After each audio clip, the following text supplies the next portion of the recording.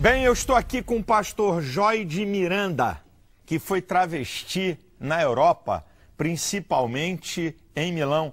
Tudo bem? Tudo bem, graças a Deus. Alegria. Satisfação poder estar aqui de novo, mais uma vez.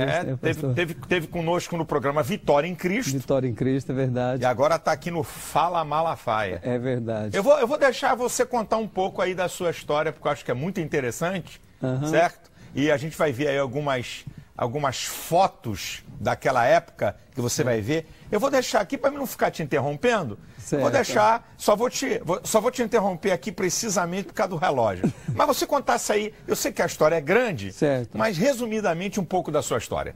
Fica aí com você para falar com o pessoal. Amém. Bom, a minha história começou tudo, hoje, como eu sempre digo, nas igrejas por onde Deus tem nos levado, o que faltou para mim foi um referencial paterno, né? Então eu não tive um referencial paterno.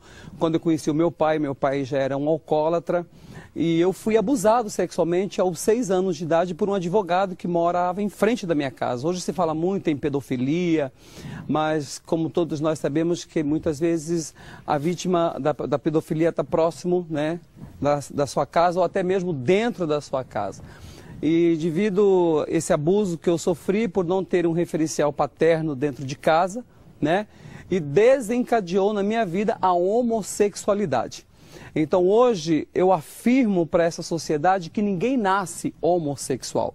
Então há uma base para se tornar homossexualismo, para entrar na homossexualidade. A homossexualidade entrou na minha vida aos 6 anos de idade. Por quê? Porque se eu tivesse um pai presente, um pai amigo, como hoje eu tenho dito para os pais serem amigos dos seus filhos, acompanharem os seus filhos, estar próximo dos seus filhos, né? Muita coisa poderia ser evitado. E eu não tive essa oportunidade. E com o passar do tempo, a minha mãe não conhecia o Senhor Jesus Cristo, o tempo foi se passando, vieram as experiências com outros meninos, a situação na minha casa foi ficando insustentável, né, porque a minha família já começou a desconfiar, minhas irmãs, eu sou o único filho, tenho 3 irmãs e o único filho homem da minha família. E com certeza a minha família na época, minhas irmãs, a minha mãe choravam muito, diziam, mas você é vergonha da minha família, da sua casa. E nós temos visto hoje, pastor Silas, a mídia fazendo uma apologia em relação à homossexualidade, dizendo que os pais têm que aceitar, mas só um pai, só uma mãe que tem um filho homossexual dentro de casa sabe como é que sangra o coração. Porque não é isso que um pai, não é isso que uma mãe sonha para um filho. O que o pai, o que uma mãe sonha para um filho é a continuidade da família, que é um projeto de Deus. A minha mãe, sem conhecer Jesus, ela já tinha esses princípios. E ela dizia assim, mas você é meu único filho homem. Aquela situação na minha casa foi ficando insustentável.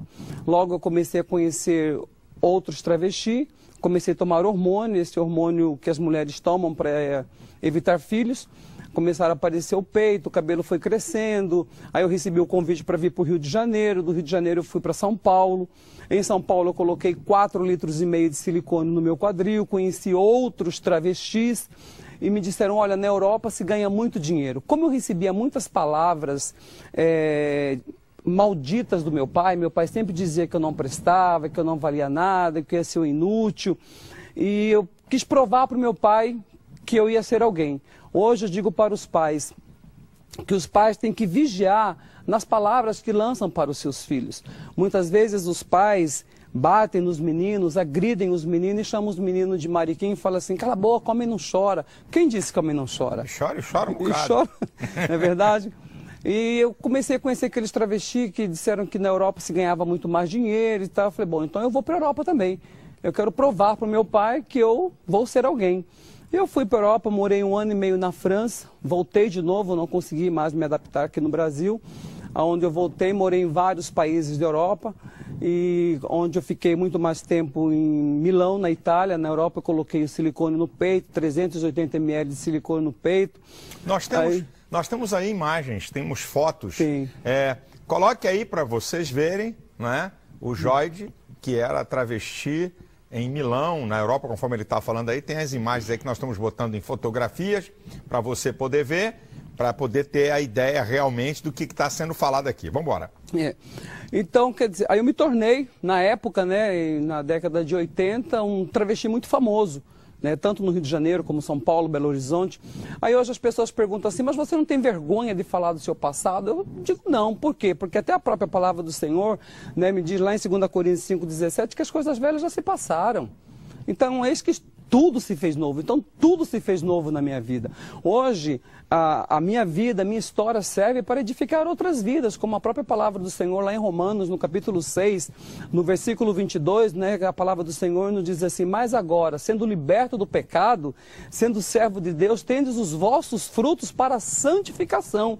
Então, hoje, os meus frutos são para santificar outras vidas.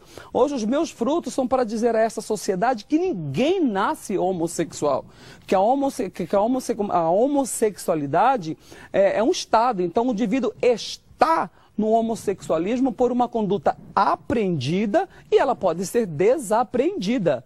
Então, hoje eu afirmo isso para a glória do Senhor Jesus. Por quê? Porque mesmo eu tendo tudo aquilo que o mundo, entre aspas, me proporcionou, né, que é o sonho de todos os travestis na época, fama, beleza, poder, dinheiro, glamour, mas havia um vazio dentro de mim. Havia um vazio dentro de mim. E não era só eu. Então, uma coisa, como eu sempre digo, uma coisa é você estar diante da sociedade. É uma coisa quando nós estávamos diante da sociedade, eu e os meus amigos que se relacionavam comigo, né? Quando eu morava na Europa, eu vinha para o Brasil. Então, quando nós estávamos diante da sociedade, nós mostrávamos um glamour, nós mostrávamos uma felicidade, nós mostrávamos uma alegria que, na verdade, era aquela alegria, era aquela felicidade que nós gostaríamos de ter, mas quando nós nos encontrávamos a sós, nas madrugadas, entre quatro paredes, onde já não tinha mais holofote, onde já não tinha mais ninguém para nos aplaudir, onde já não tinha mais ninguém para nos admirar, muitos diziam, que vida miserável que nós estamos vivendo. Mas nós achávamos que nós tínhamos nascido assim. Eu achava que eu tinha nascido assim. Eu falava, bom, eu nasci assim, eu penso assim, eu vou morrer assim. Então, quer dizer, para nós não havia solução nenhuma. E um belo dia, né, em Milão, na Itália, eu recebo um telefonema da minha mãe. E a minha mãe disse para mim assim, meu filho, eu aceitei Jesus como meu único e suficiente Salvador. Eu estava com alguns amigos meus no meu apartamento, eu coloquei a mão no telefone e disse assim, minha mãe virou crente. Aqueles amigos meus todos começaram a criticar, debochar da minha mãe, né? E a minha mãe falou uma frase para mim que eu nunca mais esqueci.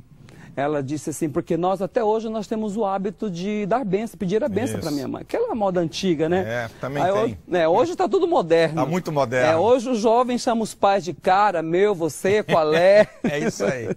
Né? Mas até hoje é não senhora, sim senhora, benção mãe. Então eu sempre digo, eu não tive um referencial paterno, mas eu tive uma mãe presente. As minhas irmãs tiveram uma mãe presente. Eu louvo a Deus pela vida da minha mãe, que é uma mulher de rocha. Hoje eu até digo nas igrejas que o homem ele é a cobertura. O telhado pode até rachar, mas se a coluna estiver fincada na rocha, a família não desmorona. Que foi o caso da minha casa. As minhas irmãs, graças a Deus, casadas, constituíram famílias. Minha mãe já tem netos, bisnetos. E minha mãe disse uma frase para mim, pastora, assim, filho, eu terminei de dar bênção para ela, falei, benção mãe. Ela falou assim, Deus te abençoe, mas eu quero falar uma coisa para você, Jesus te ama e Ele tem um plano para realizar na sua vida, porque Deus me deu um filho homem. Ah, que bacana. Aí eu conversei com aqueles amigos meus, eles começaram a debochar da minha mãe, criticar. Eles foram embora, eu fui deitar, mas aquela frase ficou na minha cabeça. Jesus te ama. Eu morei num país extremamente religioso por muitos anos. Lá na Itália, ninguém disse que Jesus me amava. Minha mãe conheceu Jesus lá em Cuiabá, em Mato Grosso. Por telefone, ela disse que Jesus me amava. E a minha mãe começou a orar por mim. Então, isso hoje eu digo para as mães, não desista. Ore pelos seus filhos. Porque há poder numa oração de uma mãe, quando uma mãe coloca o seu joelho no chão e clama pela vida de um filho. E foi o que minha mãe fez. A minha mãe não duvidou do caráter de Deus. A minha mãe creu que Deus ia poder restaurar a minha identidade sexual com a qual eu tinha nascido. O mundo, como eu digo, o mundo me fez mulher, mas eu venci o mundo, para a glória do Senhor Jesus, porque alguém se colocou na brecha para orar, interceder pela minha vida, que foi a minha mãe Odete. Eu vi você, quando esteve com a gente no outro programa, você falou uma frase que eu até citei aqui no início, né? E eu, na época, também não entendi direito. Certo. Você disse assim, pastor, o senhor está enganado. Para o cara ser um travesti tem que ser muito homem, porque muita gente não tem nenhuma ideia desse submundo. Verdade. O que acontece. O que quer dizer com essa frase? É porque, o que acontece? 99,99% dos homens que saem com os travestis, quem é o ativo na relação são os travestis. Ó. Porque qual que é o objetivo de um homem sair com um travesti? Sendo que tem tantas mulheres por aí, entendeu? Então eles saem porque, na verdade, o ativo é o travesti na relação, né? Então aí a gente já quebra aquele tabu de que não, né? Existe uma mulher dentro de mim. Não, existe um macho mesmo dentro de você. Perfeitamente. Você está vivenciando um estado, mas você é homem. Por mais feminino que você seja aparentemente, mas Deus te fez homem e essa identidade está dentro de você. Então, quando eu comecei a perceber, eu falei, não, mas espera aí, que negócio que é esse, né? Então, são os homens que saem com os travestis, quem é o ativo na relação são os travestis, e são homens casados. A grande maioria são homens que deixam as esposas dentro de casa para se unir com aqueles homens. E muitas vezes as pessoas ainda passam, ainda discriminam, ainda condenam. Eu não discrimino, eu não condeno, porque, como eu sempre digo, eles estão com os pecados expostos. Mas muitos que estão com os pecados encobertos se sentem melhores do que eles. Então, eles não são melhores, né? Agora, vem cá, você chegou... a gente aqui está falando de maneira tão franca, tão aberta.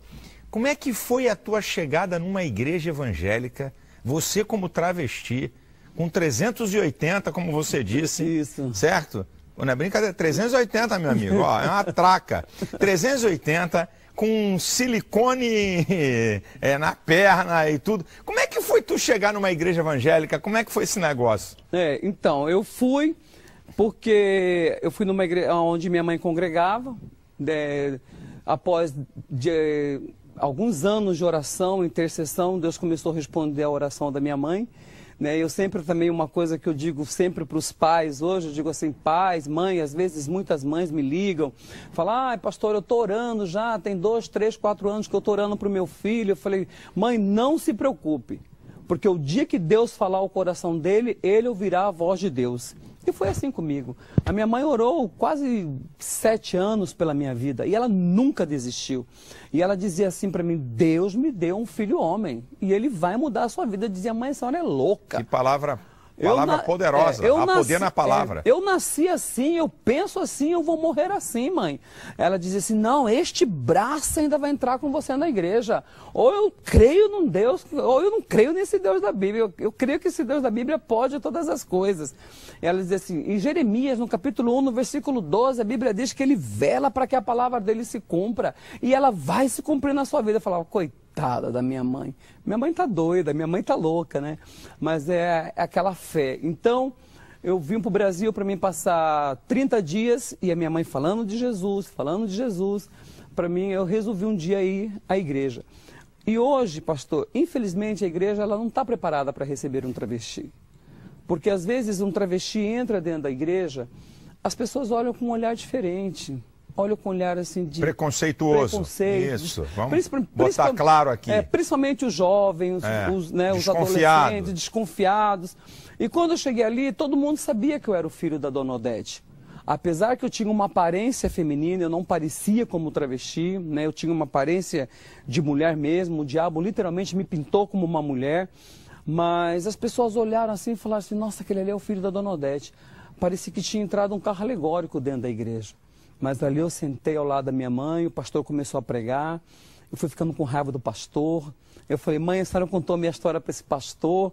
Minha mãe, não, filha, é o Espírito Santo que está falando ao seu coração. Que Espírito Santo, mãe? Eu não conhecia a linguagem da minha mãe, né? Uhum. E após a mensagem, Deus usou uma irmã para ministrar um louvor. E aí esse louvor, Deus falou forte ao meu coração. Aí eu levantei da cadeira, fui ali para frente, dobrei o meu joelho e aceitei Jesus como o meu único e suficiente Salvador da minha vida. E eu pude entender que naquela noite, Deus se levantou do seu trono e olhou para aquele homem deformado pelo pecado, porque ali eu dei um grito. Eu falei, Deus, se o Senhor é tudo isso que esse pastor falou, Se o Senhor é tudo isso que essa irmã acabou de cantar, muda a minha vida. Porque eu não suporto mais viver nessa vida de hipocrisia. Porque a vida da homossexualidade é uma vida de hipocrisia. Eu falo porque eu vivi. Eu falo porque os meus amigos que se relacionavam comigo eram assim também. É um querendo ser melhor que o outro, é um querendo se aparecer mais que o outro, é uma falsidade. E eu era assim, então eu posso afirmar que é uma vida mentirosa. Eu tinha um corpo que não era meu, um cabelo que não era meu, um corpo que não era meu, um rosto que não era meu, uma identidade que não era minha. E eu disse assim, Deus, se o Senhor pode, realmente o Senhor muda a minha vida. Mas só que hoje, o que acontece? As pessoas acham que Deus é uma fada madrinha. Que você se converte hoje e que ele vem com uma varinha de condão e tudo. Não. Como diz um pastor amigo meu, ele disse assim, filho, ficou tantos anos comendo, plantando joio, acaba de se converter, quer comer trigo? Não. Você vai comer joio. Uma hora o trigo vai brotar. Então as pessoas acham que Deus é uma fada madrinha, se convertem e acham que Deus tem a obrigação de acabar com aquele sentimento. Não, então você vai lutar agora para não fazer mais parte desse mundo sistema. Então foram 4 anos de renúncia. Foram 4 anos de lágrimas. Foram 4 anos aos pés do Senhor, dizendo, Deus, para este mundo eu não volto mais. Deus, eu creio que o Senhor pode tirar esse desejo do meu coração. Busquei ajuda com uma psicóloga. Busquei ajuda na igreja, fui fiel aos meus líderes, compartilhava as minhas dores, compartilhava as minhas frustrações, mas eu dizia para Deus, falava, Deus, eu sei que o Senhor pode, eu sei que o Senhor pode, e o Senhor vai remover esse sentimento do meu coração. Né? Então, assim, existem algumas tarefas, como eu sempre digo às vezes, existem algumas tarefas na Bíblia que dependem exclusivamente de nós. Que depende exclusivamente de nós. Colossenses no capítulo 3, no versículo 5, a Bíblia diz assim, mortificai-vos, pois, os vossos membros que estão sobre a terra. Primeiro, a prostituição. Primeiro.